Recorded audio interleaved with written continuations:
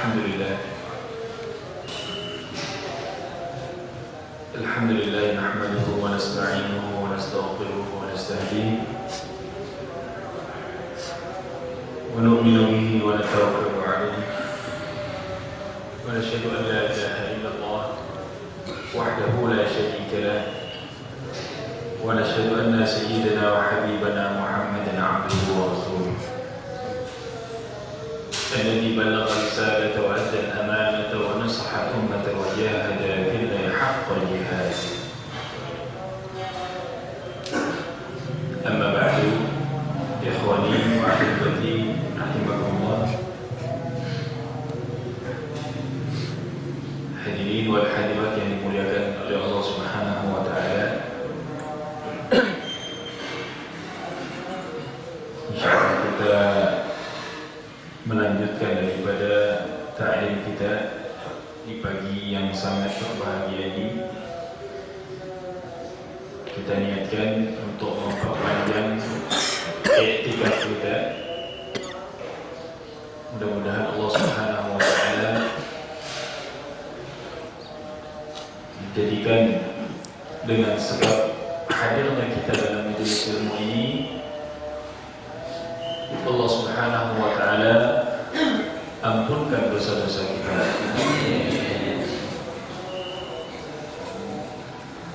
Pembahasan yang akan kita bahas pagi ini adalah pembahasan yang berkaitan tentang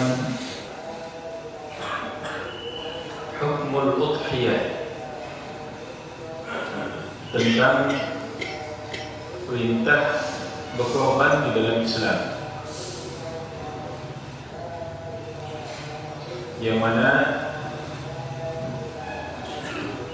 Allah Subhanahu wa taala selalu menginginkan kepada kita untuk mau mengorbankan apa yang kita cintai di atas perintah Allah Subhanahu wa taala. Sehingga bapak-bapak, ibu-ibu, insyaallah perlu kita pahami dengan teliti pada setiap perintah Allah Subhanahu wa taala, karena di balik perintah Allah dan sunnah Nabi kita Sayyidina Muhammad sallallahu alaihi wasallam akan mendatangkan kesuksesan, kejayaan di dunia wal akhirah.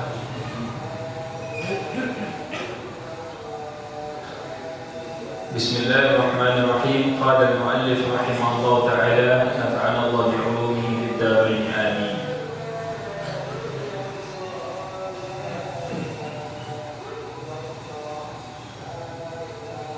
Babul udhiyah, bab tentang berkorban. Kita mengambil rujukan daripada kitab fikih Islami yang ditulis oleh Dr. Wahbah Zuhaili.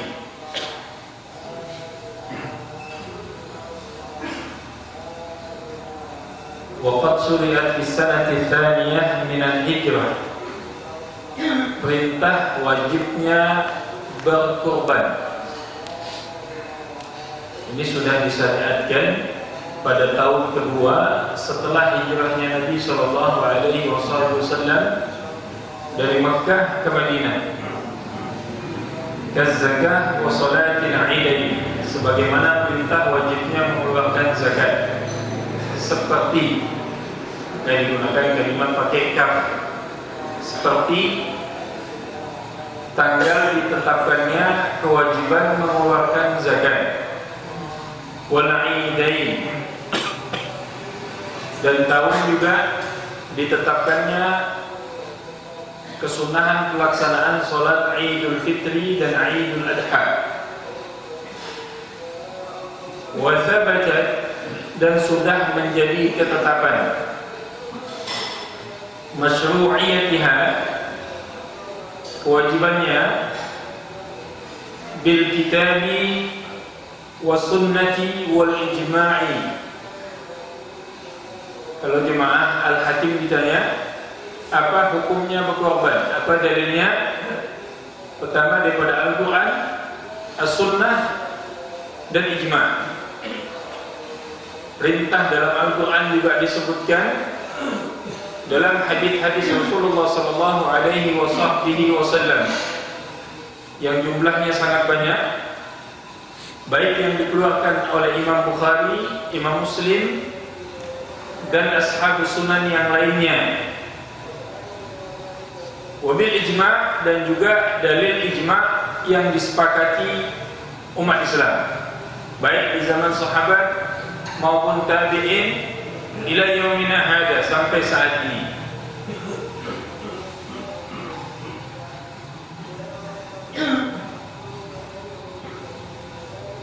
Sehingga kalau ada umat Islam yang mengatakan atau kasih fatwa kalau berkorban itu tidak ada dalam Islam,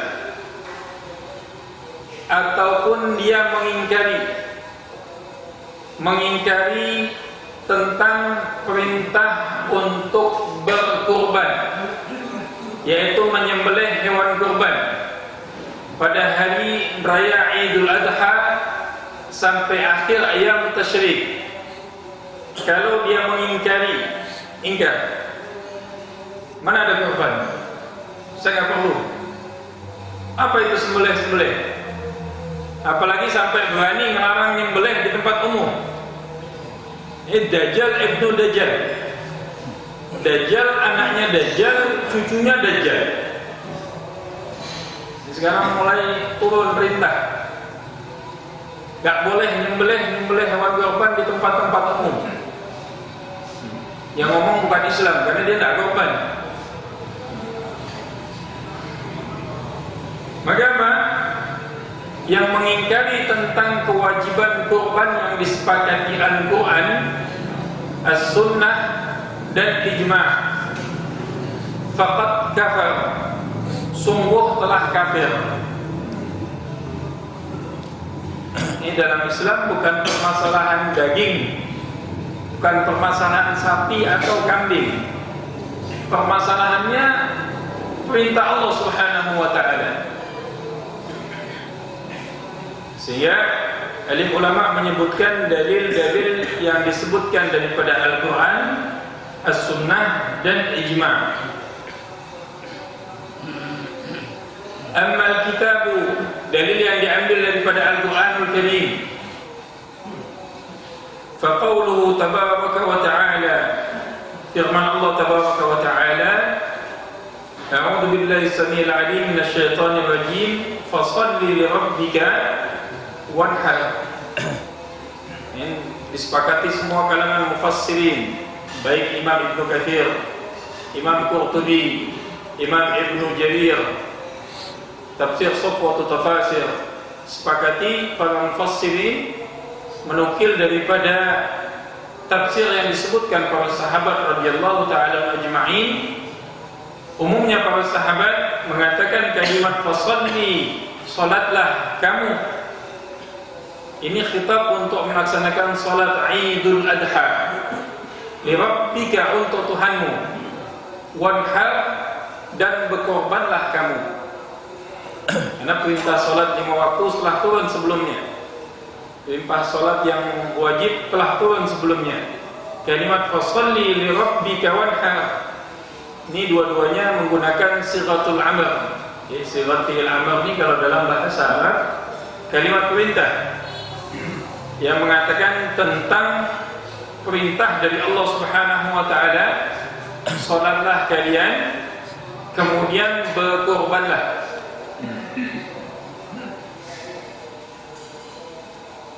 Dalam ayat yang lain Allah Subhanahu wa ta'ala sebutkan dalam surat Al-Hajj ayat 22 sampai dengan 23, wal budna ja'alnaha lakum min sya'airillah,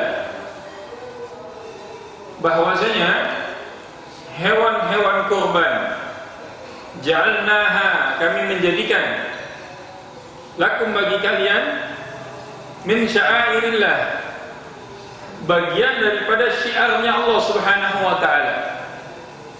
Menyembelih hewan kurban bagian daripada apa? Bagian daripada syiar. Bagian daripada syiar min sya'airillah. Bagian daripada syiarnya Allah dan Rasulnya.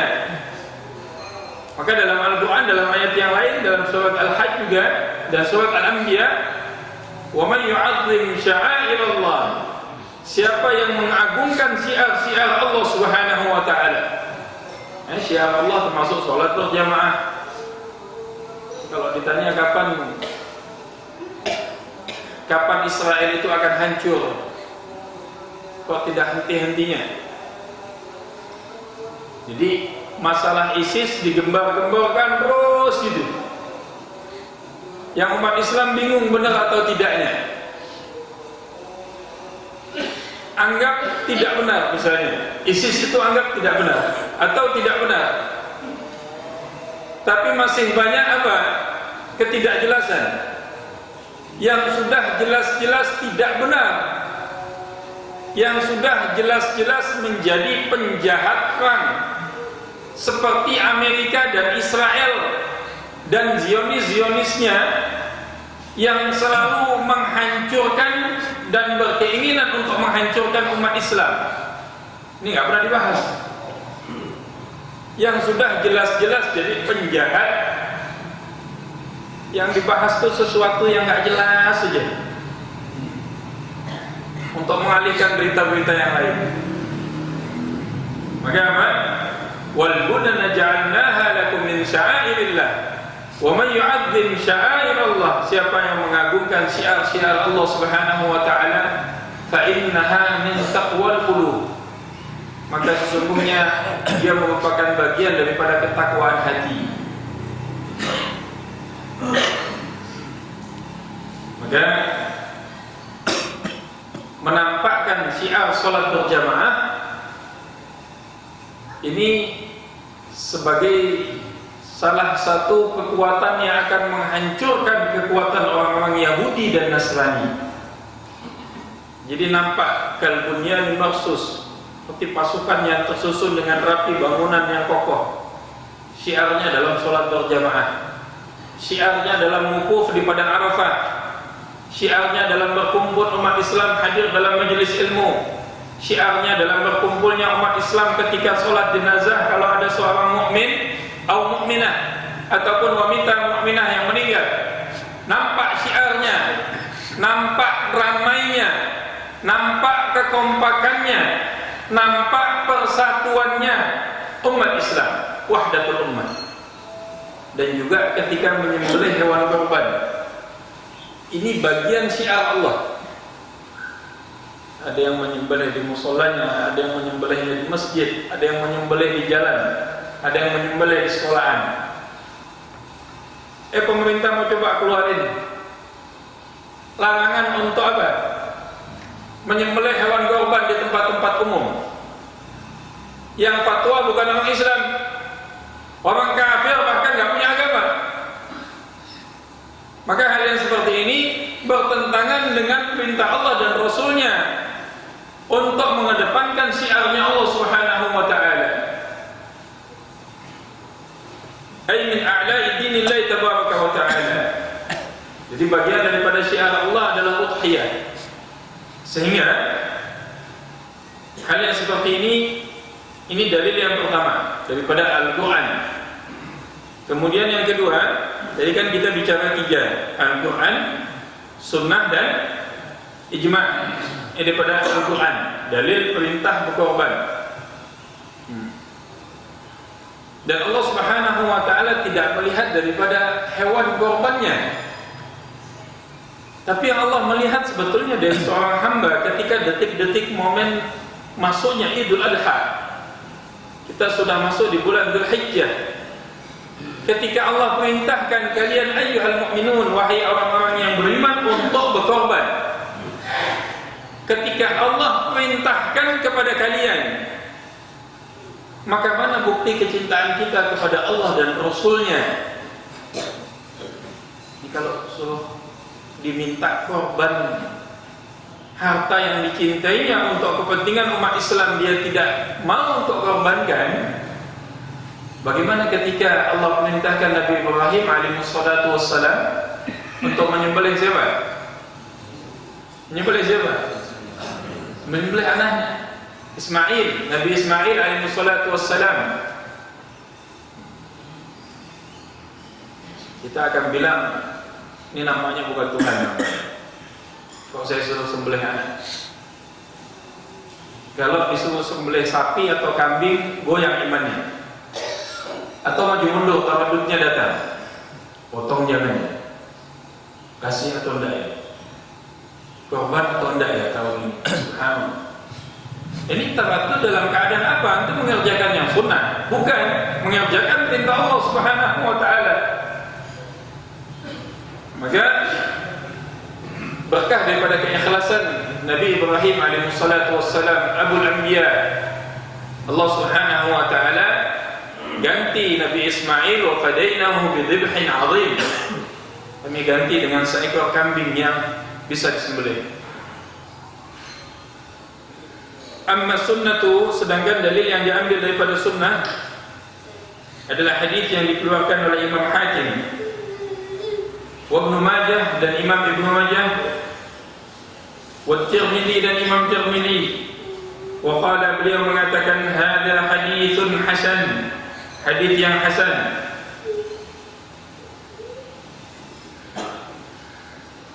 Hadis yang dikeluarkan oleh Sayyidatuna Aisyah radhiyallahu taala anha. Rasulullah sallallahu alaihi wasallam qala, beliau bersabda, ma 'amila ibnu adam yauman nahri, tidak ada satu amalan anak Adam pada hari raya Idul Adha, disebut yauman nahri. Amalan, satu amalan, ahabbu ilallah tabaraka wa ta'ala, yang paling dicintai Allah Subhanahu wa ta'ala, min iraqatid dam, selain daripada menumpahkan darah hewan korban pada hari raya Idul Adha.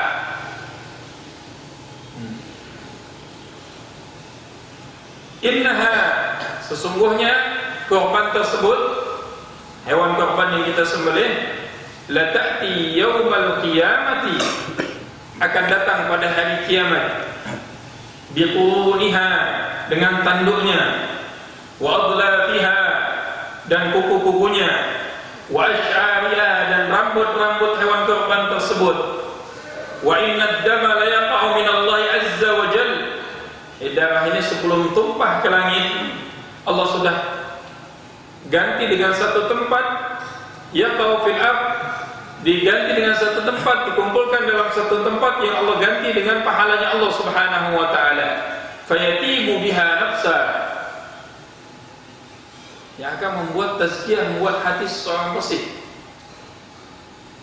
Bersih bukan karena hewan korbannya, bersih karena ikhlasnya seorang mukmin mau menjalankan perintah Allah Subhanahu wa ta'ala.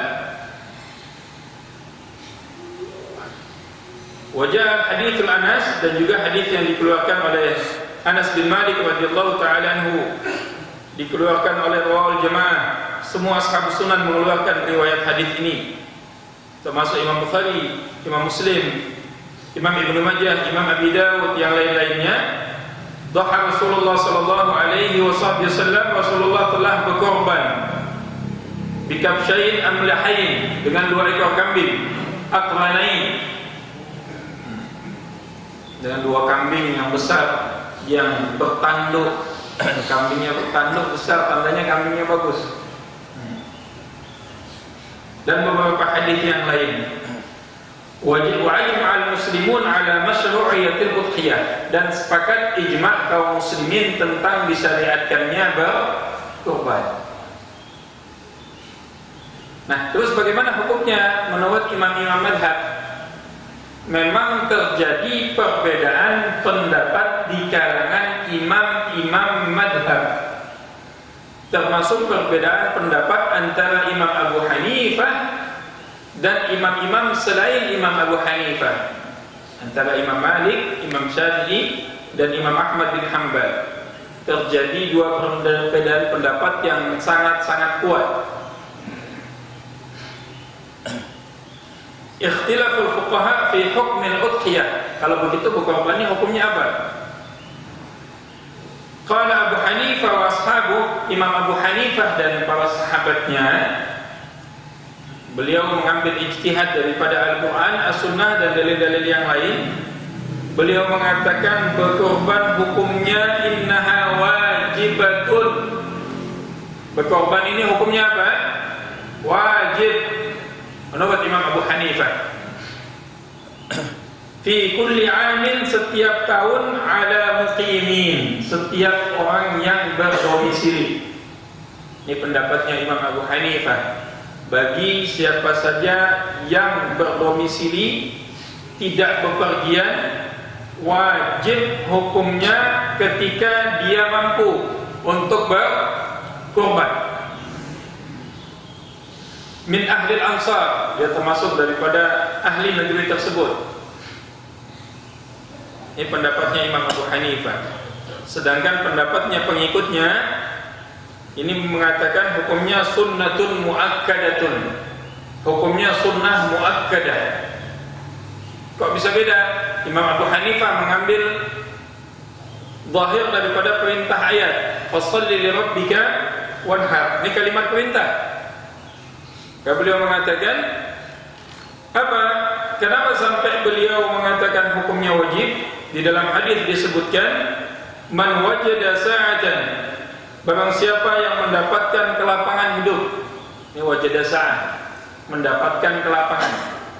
Falam yudhi, namun tidak mau berkorban. Fala yaqrabanna musallana, jangan mendekati tempat salat kami. Ini lapangnya gimana? Mau hutang yang ratusan juta kita itu lunas. Yang disebut lapang ini nunggu mobil kita ini makin banyak. Yang disebut lapang ini nunggu sertifikat kita itu semakin banyak jumlahnya di lemari. Maka disepakati para alim ulama, man wajada sa'atan, siapa yang memiliki kelapangan, siapa yang memiliki makanan untuk dimakan pada hari raya Idul Adha dan malamnya, maka apa? Dan dia memiliki kelebihan uang, makan udah ada untuk satu hari satu malam, pakaian udah ada untuk orang, kendaraan udah ada walaupun kredit, utang ada tapi bisa di cancel. Nah, ini apa hukumnya kalau kita punya uang lebih? Ini termasuk orang yang mendapatkan kelapangan pada hari raya Idul Adha. Dalam mazhab Imam Abu Hanifah, orang yang berdomisili bermukim tidak sedang bepergian, wajib hukumnya untuk berkorban setiap tahunnya. Mudah-mudahan semua yang hadir tahun ini semuanya berkorban. Amin. Bingung panitia hakim nanti. Ini diniatkan perintah Allah Subhanahu wa taala.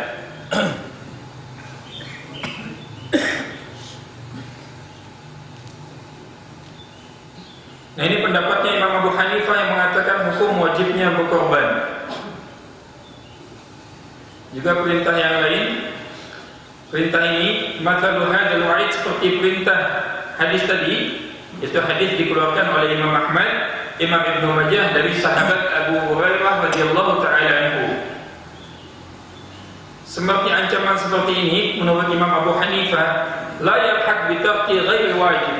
Tidak mungkin kalau tidak wajib hukumnya korban. Ini menurut satu imam, yaitu Imam Abu Hanifah.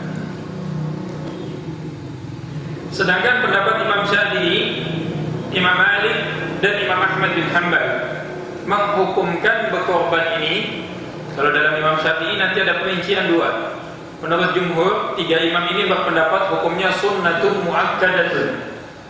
Hukumnya sunnah muakkadah. Sebagaimana hadis yang dikeluarkan oleh Ummu Salamah. Ini hadis yang dikeluarkan oleh semua jemaah riwayat muhadditsin kecuali Imam Bukhari. Idza ra'aitumul hilal dzul hijjah, kalau kalian melihat hilal pada bulan Dzulhijjah, wa arada ahadukum an yudhi, dan salah seorang di antara kalian ingin berkorban, falyumsik, maka hendaklah dia tidak memotong an sya'rihi, rambutnya, wa adfarihi, dan kukunya. Ini maksudnya apa, Ustaz? Jangan ribut. Kok nggak boleh potong rambut sama kuku bagi orang yang berkorban? Apakah hadis ini sahih atau tidak? Hadisnya sahih. Yang nggak boleh dipotong kuku dan rambut orang yang akan berkorban, bukan hewan korbannya, bukan. Ini dipahami berarti kuku kambing sama kuku sapinya jangan dipotong. Inna lillahi wa inna ilaihi rajiun. Keliru pemahamannya. Nah, apa hukumnya ini? Para imam-imam mazhab menjelaskan hadis ini.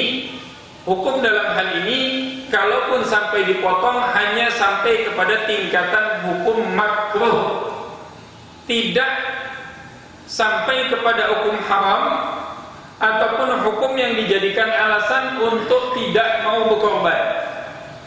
Aduh, anak sebenarnya kepengen korban, cuma anak telanjur udah potong kuku kemarin. Kurang, jangan potong kuku, potong rambut, seluruh badan potong sekalian. Soalnya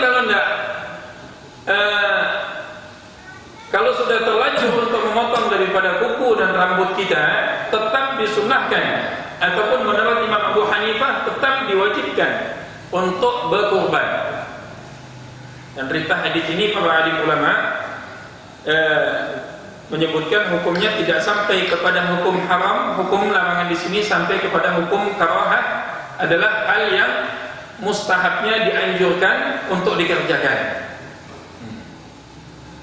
Sebagian ulama-ulama dalam madhab Imam Syafi'i ini mengkiaskan, apa sih hikmahnya? Oh, untuk supaya seluruh rambut dalam tubuh kita ini insya Allah akan menjadi saksi di hari kiamat. Ada yang mengkiaskan juga, oh alasannya kita untuk tasyabbuh mengikuti orang-orang yang sedang dalam keadaan ihram, yang tidak boleh memotong kuku, tidak boleh memotong rambut. Cuman alasan kedua ini pendapatnya lemah. Karena kalau larangannya seperti itu, kita juga nggak boleh pakai minyak wangi, nggak boleh dekat dengan istri. Tapi pendapat yang pertama ini pendapat yang didasarkan dengan hadis. Insya Allah semua rambut dan kuku yang ada di tubuh kita ini kita tahan, kita bersihkan untuk kita tidak potong. Insya Allah akan menjadi saksi di hari kiamat. Amin. Ini alasannya tidak sampai kepada hukum tahrim. Ini dalil daripada Imam Syafi'i. Kemudian dalil sunnah dalam madhab yang lain. Sami'tu Rasulullah sallallahu alaihi wasallam, sebuah hadis yang datangnya daripada Ibnu Abbas. Hadis yang dikeluarkan oleh Imam Ahmad di dalam musnadnya, dan juga dikeluarkan oleh Imam Darul-Qutni, juga diriwayatkan oleh Imam Hakim. Sebagian ulama melemahkan hadis ini. Sebagian ulama mengatakan kedudukan hadisnya hasan. Yang berbunyi salatun, ada 3 perkara, hunna alayya faraid, wajib bagiku dan sunnah buat kalian, kata Nabi. Yang pertama al-witr, salat witir. Ini Nabi tidak pernah tinggalkan setiap malam. Kemudian wa salatud duha, salat duha. Nabi juga istiqomah kerjakan pelaksanaan salat duha. Kemudian apa? Wan nahru, dan berkorban. Nabi katakan umirtu bin nahri, aku telah diperintahkan oleh Allah untuk berkorban, wa huwa sunnatun lakum, dan dia sunnah bagi kalian. Cuman dalilnya jangan dibolak-balik. Ini dalil sunnah muakkadah dalam madhab Imam Syafi'i. Bagi siapa? Bagi orang-orang susah namun tetap punya keinginan untuk apa? Untuk berkorban. Jangan main ambil-ambil dalil yang enak. Oh, sunnah muakkadah, dalilnya direkam banget sama orang-orang kaya. Sunnah muakkadah, sunnah muakkadah, sunnah muakkadah. Pakai teriak kencang-kencang. Jadi dalam ahlu sunnah wal jamaah ini, berkorban ini hukumnya sunnah muakkadah. Ustadz-ustadznya ceramah di kalangan di komplek-komplek orang-orang kaya, bilang korban hukumnya sunnah muakkadah. Ya akhi, ahlan wa sahlan, wahai saudaraku, ta'al, kemari antum. Dalil dalam madhab Imam Syafi'i hukumnya sunnah muakkadah. Ini untuk orang-orang miskin yang susah tapi tetap punya keinginan untuk berkorban, mendidih darahnya untuk mau mengorbankan apa yang dicintainya kepada Allah Subhanahu wa ta'ala. Saya walaupun susah, makan sehari tidak, tapi saya punya keinginan akan kumpulkan uang untuk berkorban walaupun dengan 1 ekor kambing. Sehingga banyak berita sekarang tukang sampah kumpulkan uang bisa apa? Bisa korban. Orang susah dia nabung setiap hari, sedikit demi sedikit di dalam celengan, supaya setiap tahun bisa apa? Berkorban. Untuk apa? Untuk membuktikan saya cinta kepada Allah dan Rasulnya. Bukan permasalahan daging ataupun tulang ataupun daripada permasalahan hewan korban. Ini bukti daripada kecintaan saya kepada Allah dan Rasulnya. Maka dalil sunnah muakkadah ini nggak kena sama kita saat ini, tidak kena dengan kita saat ini. Dikasih pakai dalil yang wajib pun belum tentu mau korban. Inna lillahi wa inna ilaihi raji'un. Padahal 1 ekor kambing sekarang ini harganya berapa juta? 2,5 juta. Itu kecil kambingnya Pak, 3,5 juta lah. Itu kalau kita tabung setiap hari, kumpulkan setiap hari, anak nabung, bapak nabung, istri nabung, kotak khusus korban. Subhanallah, di jalan Allah, fi sabilillah. Dalilnya sahih, enggak usah sahih dalilnya, cuma iman lemah, mau diapain? Dalilnya sudah pakai Quran, pakai sunnah, pakai ijma' lagi. Mengingkari tentang korban apa? Kafir hukumnya. Tapi iman lemah. Kita mampu makan, kalau di restoran kita bisa makan sekali makan 1 juta, atau sekali makan 3-2 orang bisa 600.000. Tapi untuk berkorban setahun sekali, menampakkan syiarnya Allah Subhanahu wa taala, ini lemah keimanan kita. Kemudian kita mengatakan saya pecinta Allah dan Rasulnya. Ini hubbus sadiq atau hubbul kadhibah. Ini cinta yang benar kepada Allah atau cinta yang bohong. Nama wa huwa sunnatun lakum, perintah sunnah muakkadah dalam madhab Imam Syafi'i. Imam Malik juga mengatakan hukumnya sunnah muakkadah.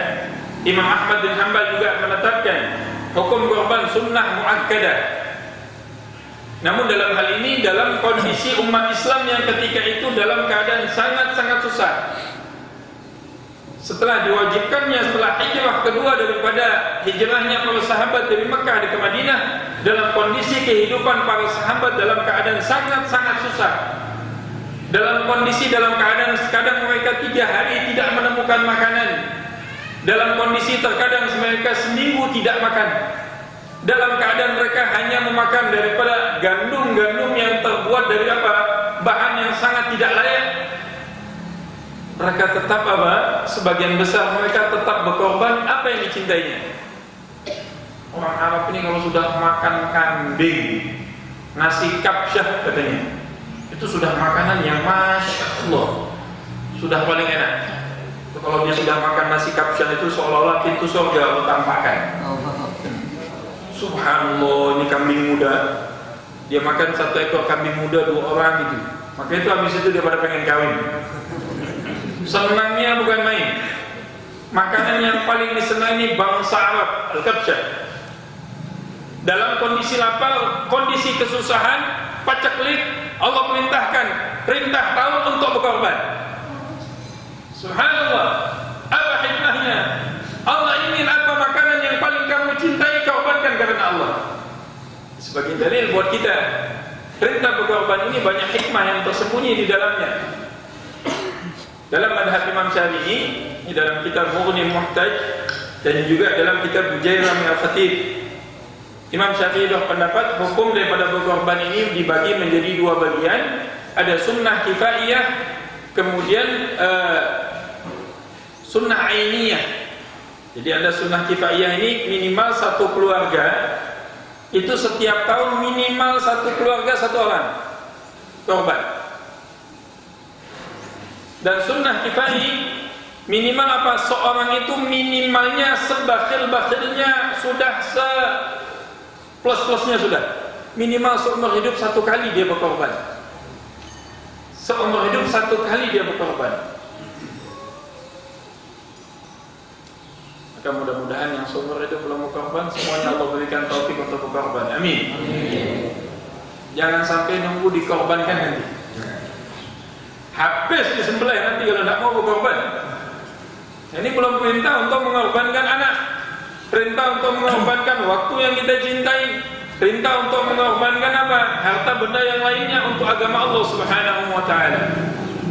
Maka Sayyiduna Amirul Mukminin Abu Bakar Siddiq radhiyallahu taala anhu fi ahadi min al-ghazwa, di dalam salah satu peperangan ketika Rasulullah tanya, "Ma tarakta li ahlika ya Abu Bakar?" Apa yang kamu tinggalkan untuk keluarga kamu? Dia mengatakan, "Saya tinggalkan Allah wa Rasuluh."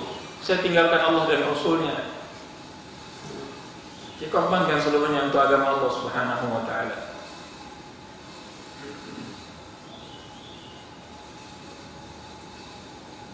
Hadis yang dikeluarkan juga oleh Imam Tirmidzi rahimahullah taala.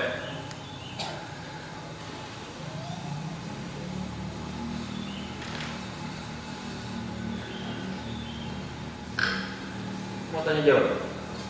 Boleh. Panjang mas ini pembahasannya 5 lembar lagi.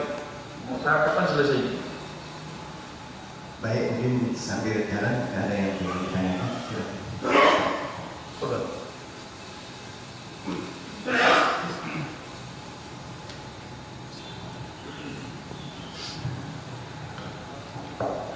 Bismillahirrahmanirrahim. Assalamualaikum warahmatullahi wabarakatuh.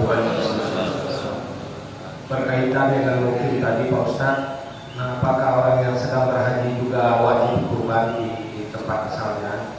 Terus yang kedua, sunnahnya yang lebih baik kita berkurban itu apakah di tempat kita domisili atau di daerah-daerah yang lebih membutuhkan? Terus yang terakhir Pak Ustaz, bagaimana hukumnya kalau kita memberikan daging kurban itu kepada tetangga kita yang kafir? Ada nilai manfaatnya kan? Terima kasih. Wassalamualaikum warahmatullahi wabarakatuh. Waalaikumsalam. Ya, pertama apa hukumnya berkorban bagi orang yang sedang haji? Jadi berkorban bagi orang yang sedang haji, al-hajju, ini jumhur ulama mengatakan hukumnya diwajibkan. Kalau fidyah, hukum denda, itu memang jelas wajib. Udhiyah di sini hukumnya wajib yang mu'tamad. Apakah ada yang berpendapat sunnah? Ya, di pendapat Imam Malik rahimahullah taala. Dan bagaimana bagi orang yang bermukim? Memang dalam mazhab Imam Abu Hanifah yang diwajibkan berkorban kalimat wajib dalam hukum mazhab beliau ini bagi orang yang berdomisili. Yang berdomisili tinggal di satu tempat. Namun dalam mazhab Imam Syafi'i, Imam Malik dan Imam Ahmad bin Hanbal mutlak. Mau antum sedang ada di darat, di laut, dimanapun, tetap disunnahkan untuk berkorban. Atau sedang dinas di luar kota, pas Idul Adha sampai hari Tasyrik, kita sedang ada di luar kota, tetap disunnahkan untuk berkorban. Nah, hewan korbannya ini mana afdolnya? Disembelih di tempat kita berdomisili atau di luar? Maka disunahkan kita menyembelih hewan korban ini dalam mazhab Imam Syafi'i di tempat kita berdomisili. Namun dagingnya boleh dibagikan untuk keluar. Ada daging korban yang wajib untuk dibagikan keseluruhan kepada fakir miskin. Contohnya adalah hewan korban yang dinazarkan. Saya bernazar lebaran ini saya akan berkorban. Saya bernazar kalau saya sembuh dari sakit saya akan bernazar menyembelih seekor kambing ataupun 1 ekor sapi. Maka hukumnya menjadi apa? Menjadi wajib hukumnya. Maka kalau sudah dinazarkan, sedikit pun tidak boleh antum memakannya, haram hukumnya. Kalau termakan bagaimana? Ganti dengan seukuran yang antum makan. Nah, kalau tidak dinazarkan namanya udhiyah sunnah. Ustaz, saya motong pas hari raya Idul Adha, dapat nggak pahalanya? Dapat pahalanya.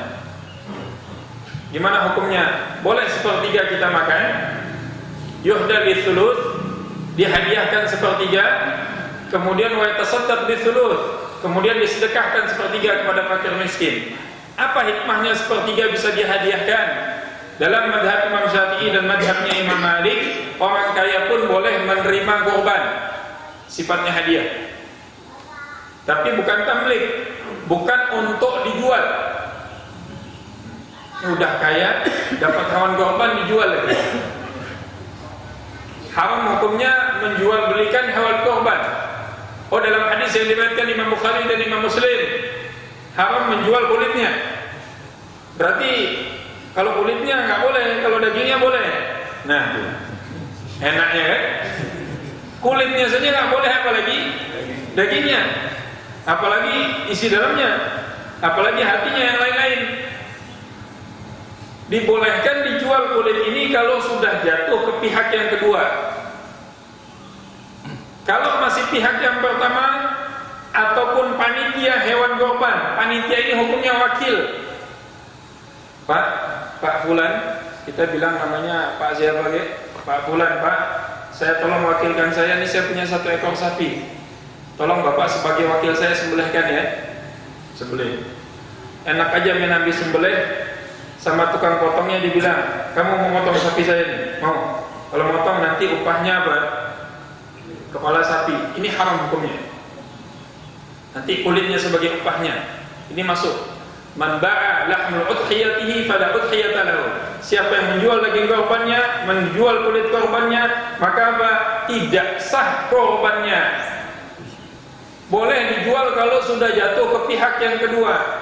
Gimana Ustaz? Ini kalau kulit-kulit kagak dijual, apa 1 Jabodetabek ini akan penuh kulit? Sudah, ini kulit ini saya hadiahkan kepada Bapak. Kulitnya sudah diterima. Alhamdulillah, dia pulang ke rumah. Sudah pihak yang keberapa nih? Kedua. Silahkan dia mau jual, silahkan. Kalau dia memang orang fakir dan miskin, orang kaya, Pak saya hadiahkan Bapak kulit. Alhamdulillah, alhamdulillah. Udah haji kaya dapat kulit lagi. Habis itu dijual, haram hukumnya dalam mazhab Imam Syafi'i. Terus kemudian pertanyaan tadi mengenai apa tadi? Yang ketiga, memberikan hewan kurban kepada orang kafir. Kalau dalam mazhab Imam Malik rahimahullah taala diperbolehkan li maslahatid dakwah, untuk maslahat dakwah, hewan kurban yang sunnah. Dan itu yang diberikan kafir dhimmi, orang kafir yang tidak memerangi umat Islam, yurja islamuhu, dan diharapkan dia masuk ke dalam Islam. Kasih daging yang paling bagus sama dia. Kalau kafir harbi, kafir yang memerangi umat Islam, haram hukumnya. Gemuk dia dengan daging itu, makin kuat dia memerangi kita. Apalagi Cina kafir yang ngomongnya kemana-mana. Nah, itu agak kasih racun dikit. Yustahab, disunnahkan. Iya, orang kafir yang memerangi umat Islam, antum jangan emosi dulu. Orang kafir yang memerangi umat Islam, haram hukum menjual pedang kepadanya. Jual pedang. Ada orang kafir datang, Pak Haji, pesan samurai 3. Enggak, Anda beli 1 juta. Jangan 1 juta, 1 miliar Anda jual buat antum. Kenapa? Karena kita tahu dengan kita jual pedang ini digunakan untuk apa? Untuk apa? Untuk menyakiti daripada umat Islam. Bahkan kalau perlu kita tanya, Anda tidak jual samurai, Anda tanya, antum dijual gak? Kalau antum dijual, Anda beli. Sifat kesombongan daripada orang-orang kafir yang tidak mau apa? Menampakkan syiarnya Allah Subhanahu wa taala. Al-haq, hakikat dan kedengkian yang sangat kuat dalam Islam. Tidak mau nampak orang sholat berjamaah. Coba kalau semua masjid seperti, mudah-mudahan diistiqomahkan jemaah di Al-Hakim sini. Amin. Saat sholat subuh berjamaah, orang di jalan pun melihatnya mikir mau ngapa-ngapain. Ini hati-hati kalau kita serang umat Islam. Coba lihat sholat subuhnya saja seperti itu. Itu baru subuhnya. Subuhnya saja selama ini. Bagaimana zuhurnya? Jangan dipuji jatuh. Subuhnya bagus, zuhurnya habis. Maksudnya apa? Sholat subuhnya saja seperti sholat Jumat. Antum bisa bayangkan nggak gimana Jumatnya? Jadi para sahabatnya Rasulullah yang melihat Rasulullah dihujat oleh orang munafik, Sayyidina Umar langsung mencabut pedangnya, akan memenggal kepalanya. Maka petinggi-petinggi Persia melihat, kalau sahabatnya Rasulullah seperti Umar bin Khattab, yang ketika Rasulullah dicaci maki, mereka semua ingin mencabut pedangnya, bagaimana kedudukan para malaikat yang ada di langit melihat kekasih Allah sedang dicaci? Ini mulianya Rasulullah sallallahu alaihi wasallam. Nah, sehingga apa?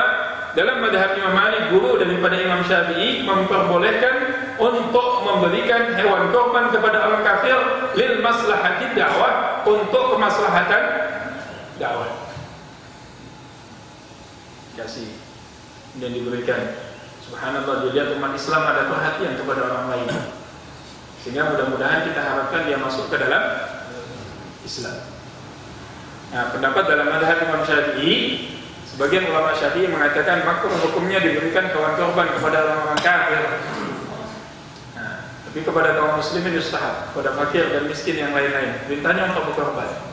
Kalau yang dinazarkan, hewan korban yang dinazarkan ini wajib ditasarufkan kepada kaum muslimin, wajib diberikan kepada kaum muslimin. Wallahu a'lam. Ada yang lain?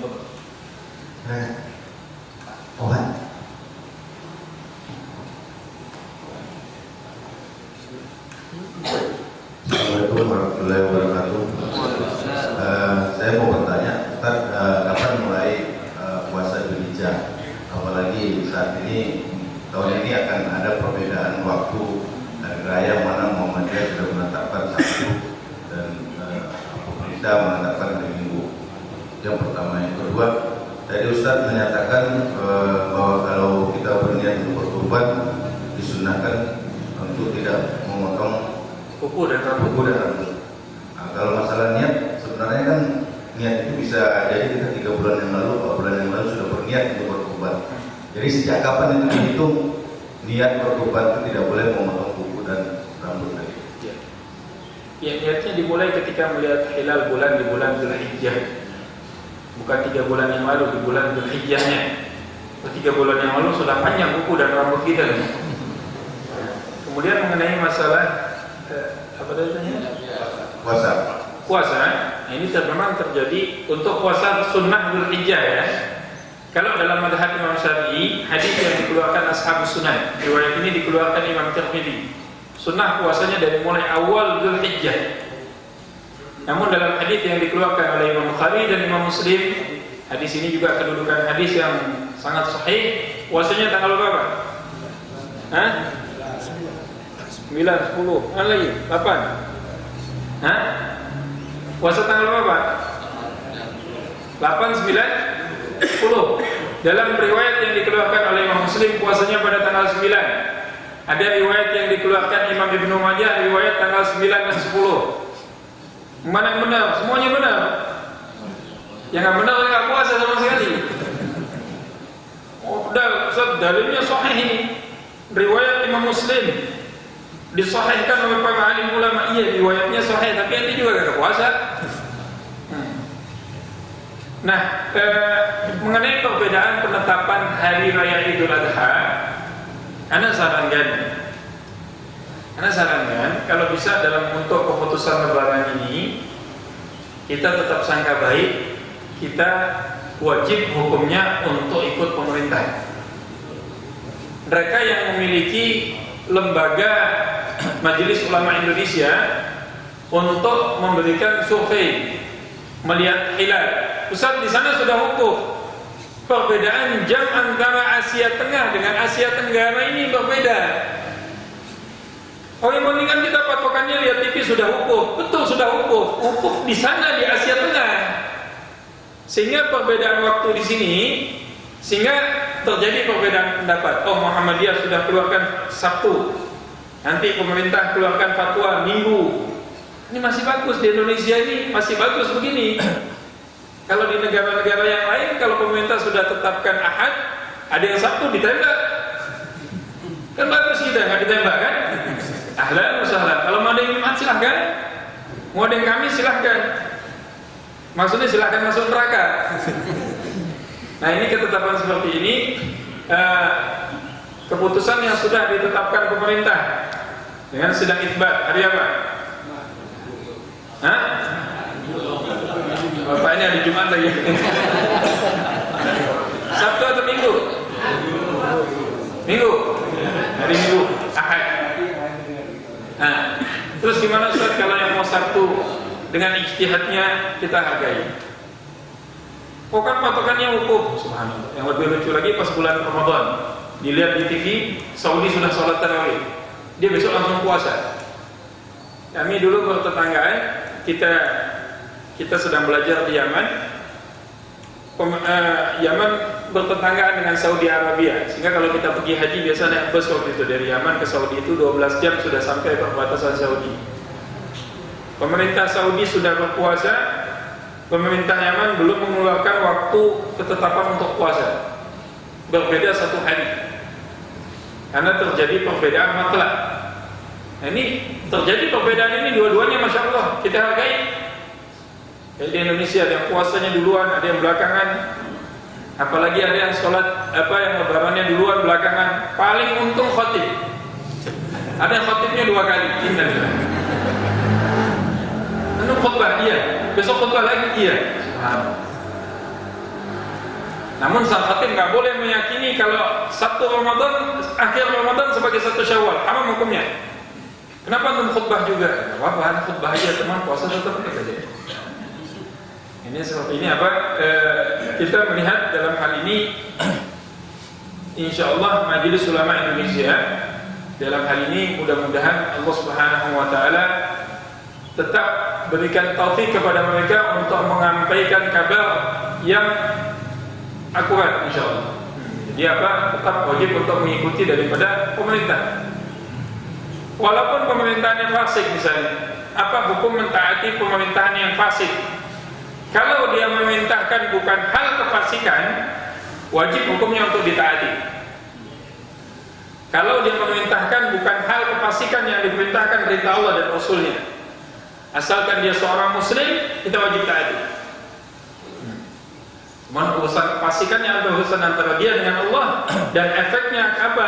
Menjadi imas kepada umat ini. Mulai daripada puasa Dzulhijjah. Kalau kita mau kita mulai puasa daripada awal bulan Dzulhijjah. Apakah ini dilakukan para sahabat Rasulullah? Dilakukan dan memiliki beberapa riwayat.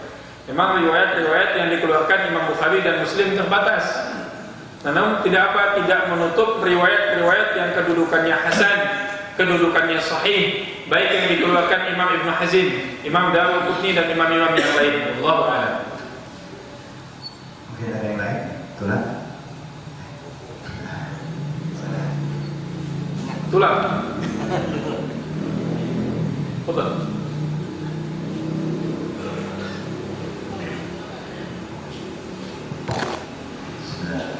Assalamualaikum warahmatullahi wabarakatuh. Waalaikumsalam.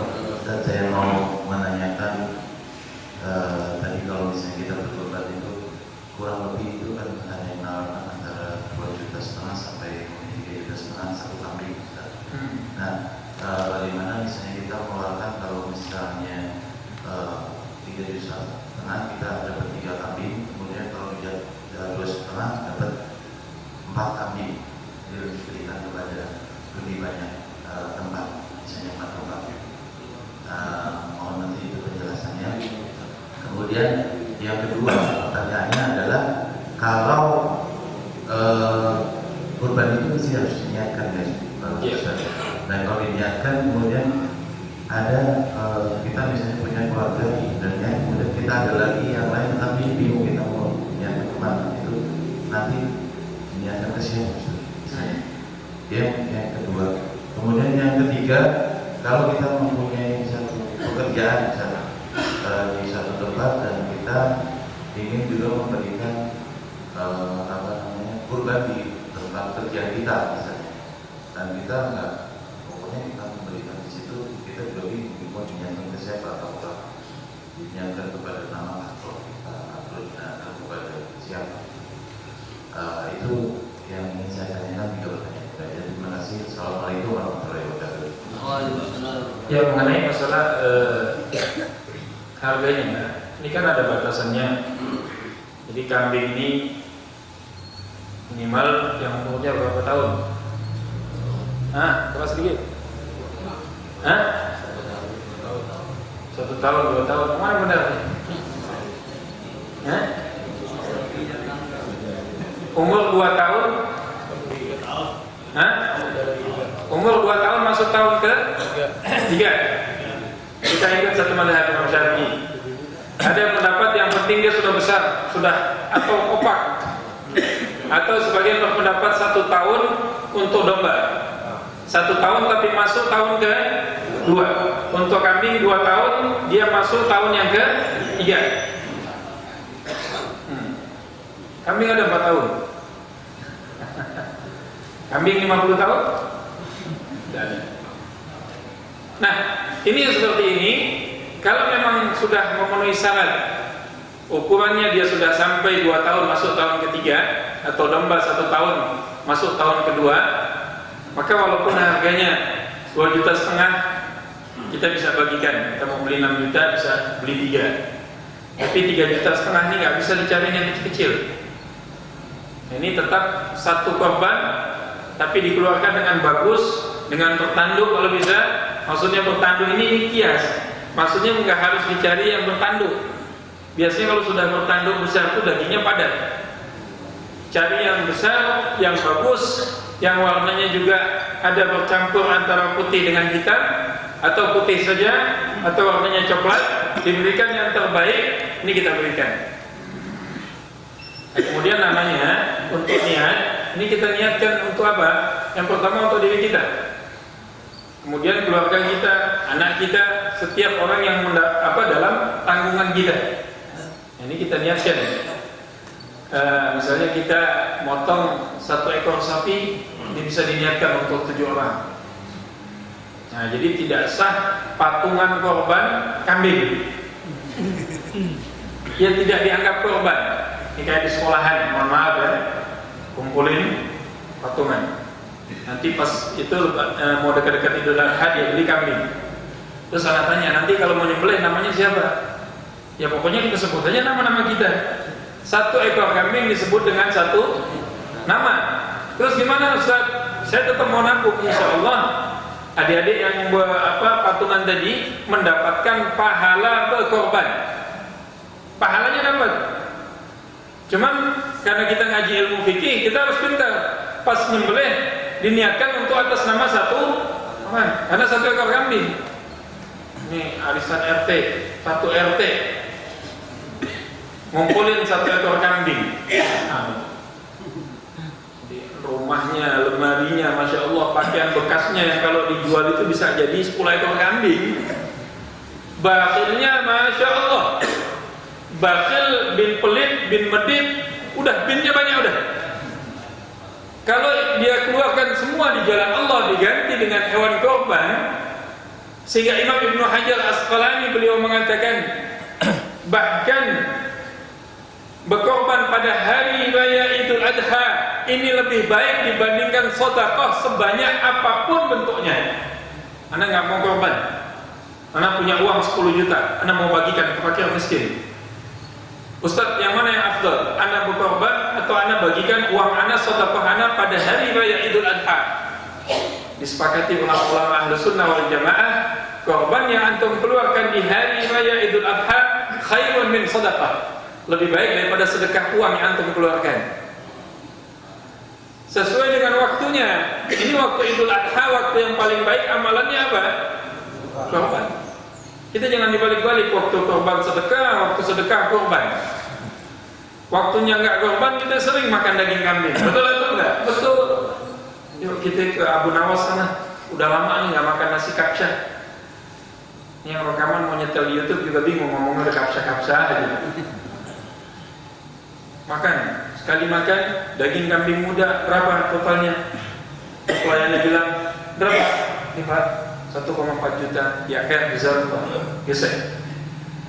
Tapi pada waktu Idul Adha, waktu yang diperintahkan kita untuk berkorban, kita tidur kesiangan nggak korban. Yang ketinggalan 1 hari bisa hari kedua. Yang ketinggalan hari kedua bisa hari ketiga, sampai hari akhir Tasyrik. Tanggal berapa? Tanggal 13, 11, 12, 13 sebelum maghrib. Dalam mazhab Imam Abu Hanifah batasannya hanya sampai tanggal 12. Hanya sampai tanggal 12. Dalam mazhab Imam Syafi'i, Imam Malik dan Imam Ahmad bin Hanbal sampai akhir hari Tasyrik. Ini masih ada kesempatan untuk berkorban. Tadi ada lagi nggak yang dibahas? Untuk kantor. Iya, samakan satu. Untuk apa? Untuk tempat kerja, sehingga korban kita. namanya atas nama kita. Nama kita. Ya nggak apa-apa. Jangan kantor, pesantren aja. Kantor tuh sudah banyak orang yang mestinya korban. Pesantren, yayasan yatim piatu, tempat fakir miskin, tempat orang-orang susah. Orang kantornya makin kesenangan. Nah kalau misalnya orang-orang kantornya banyak karyawan yang susah-susah di pabrik, nggak jadi masalah. Ini kantornya di tak 6, yuk kita korban sampai nyate di sana. Subhanallah. Subhanallah. Malaikat sambil senyum ngeliatin. Ini orang ada yang kayak begini ya. Hidup lagi. Itu makanan di belakang memanggil-manggil kita nampaknya Mas. Hidangan. Ini atas nama seperti ini diperbolehkan.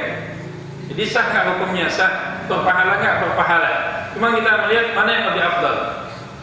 Mana yang lebih afdal? Kalau ada dua kebaikan, lihat yang paling baik. Ragu dua-duanya sama baik, istikharah namanya.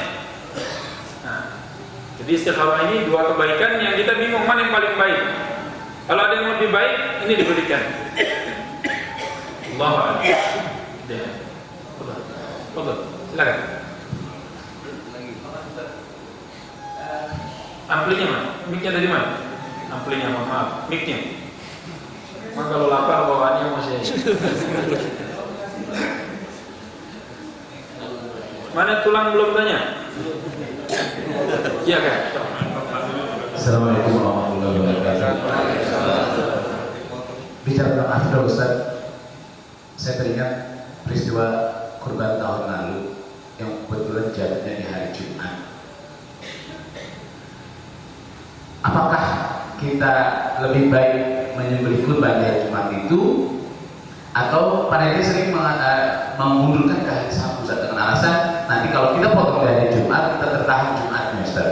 Mana yang lebih afdal ketika Idul Adha jatuh di hari Jumat? Apakah kita berkurban, tuntaskan kurban itu, atau kita tunda sampai ke hari Sabtu Ustaz? Terima kasih. Assalamualaikum warahmatullahi wabarakatuh.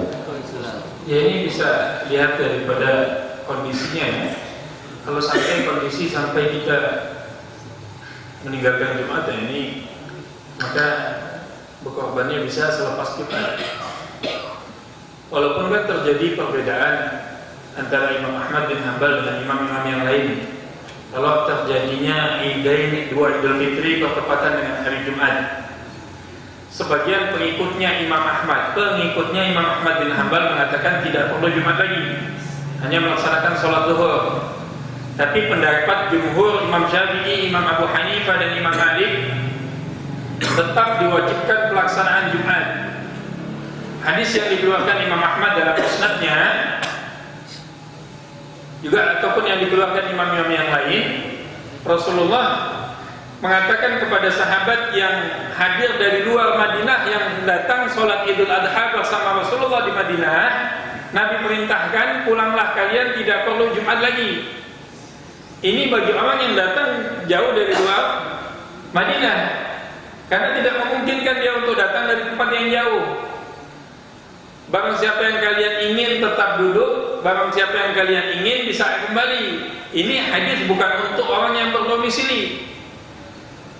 Maka pendapat yang kuat bahwasanya walaupun bertepatan Jumat dengan Idul Adha dan Idul Fitri, tetap wajib hukumnya untuk melaksanakan sholat Jumat. Suka antum nggak sholat Jumat? Nggak sholat Jumat, ya ini kan pas bertepatan dengan Idul Adha. Anda tanya sholat Idul Adha hukumnya apa?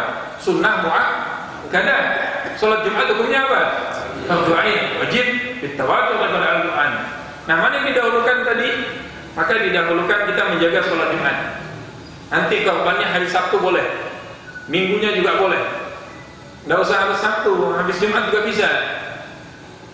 Nah, jadi afdalnya kita melaksanakan pemotongan memang pada jam 9, pas waktu bertepatan dengan waktu duha. Kenapa disebutkan Idul Adha di waktu duha? Waktu ketika terbitnya matahari. Kalau dalam hadis setelah pelaksanaan sholat dan khutbah. Khutbah tidak disebutkan selepas pelaksanaan sholat. Cuma dijelaskan para alim ulama lil maslahat, untuk ihtiyat pelaksanaan pemotongan hewan kurban selepas pelaksanaan sholat dan khutbah.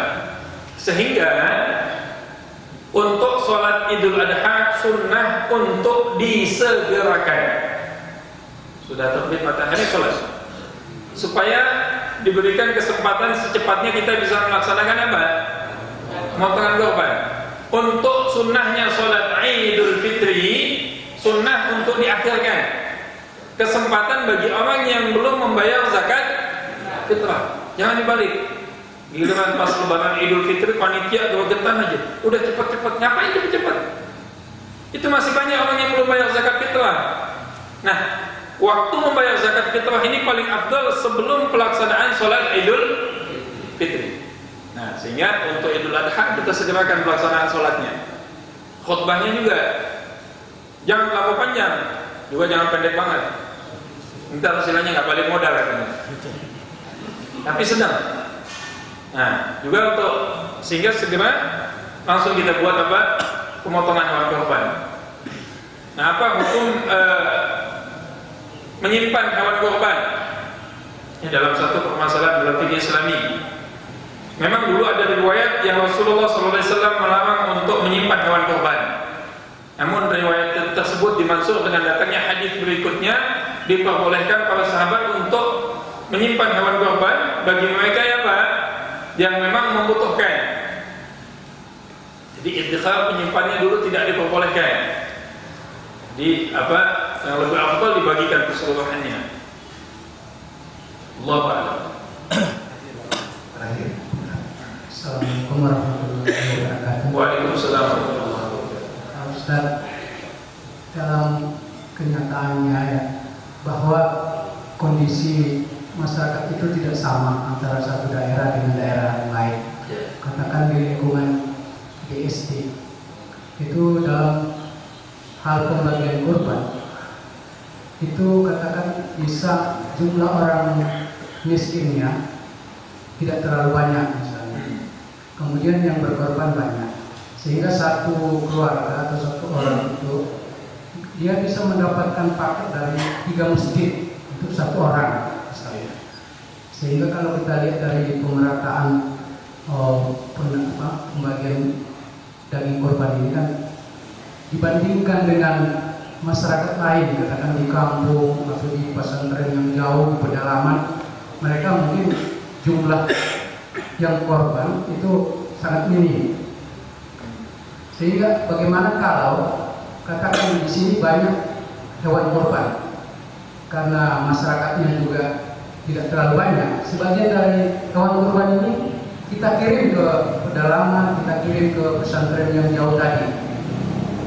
Atau juga ada orang yang merasa di kampung halamannya itu orang, wah, untuk korban itu sangat sedikit sekali ya, dibandingkan orang-orang yang sangat membutuhkan, sehingga dia berkorban di kampung halamannya dengan mengirim uang ke saudaranya yang sana, tolong saya berikan kami korbankan di sana misalnya.